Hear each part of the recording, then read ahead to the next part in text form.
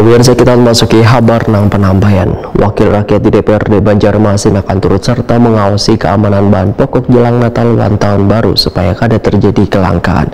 Pemerintah Kota Banjarmasin pun harus serius mengawasi peredaran bahan pokok di Kota Seribu Sungai ini agar kada menimbulkan keresahan wan kelangkaan menjelang akhir tahun 2021.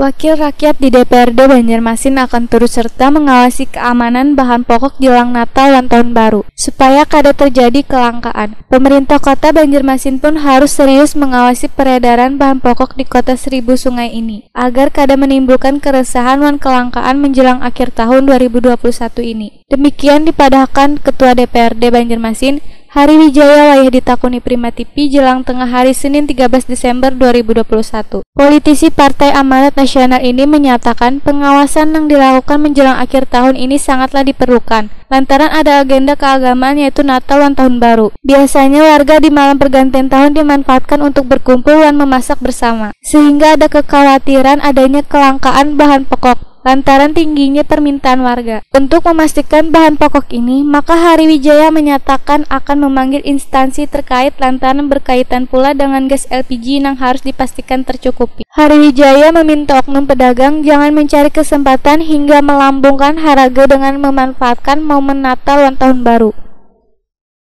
Kita berharap menjelang Natal dan Tahun Baru jangan sampai ada terjadi lagi kelangkaan bahan pokok, baik itu bahan pokok dan gas buat rumah tangga. Kita akan menindaklanjuti nanti ke dinas terkait untuk lebih memonitor jangan sampai ada oknum-oknum yang tidak bertanggung jawab memanfaatkan momen ini untuk mencari keuntungan yang memang tidak sesuai dengan aturannya.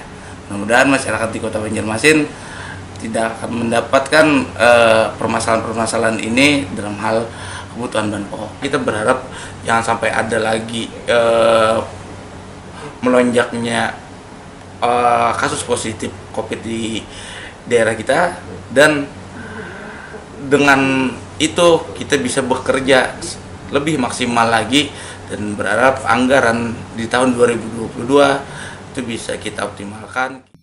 Hari Wijaya berharap kondisi pandemi COVID-19 dan bencana alam yaitu banjir kada sampai membuat harga bahan pokok menjadi kada terkendali.